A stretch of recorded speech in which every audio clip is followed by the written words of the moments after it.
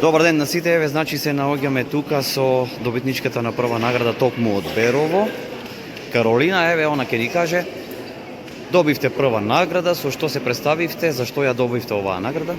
Јас сум Каролина Кожарска од Основното училиште Никола Петров Висински.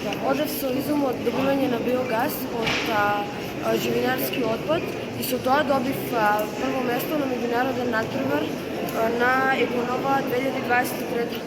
Што за тебе значи еве оваа награда, поттик за продолжување на понатаму? Значи голем поттик за продолжување напред и голем успех во мојата училишна кариера. Бидејќи сум девето оделение, ова ми е последен натпревар што ќе го имам со основното училиште, така да тоа е голема гордост за мене.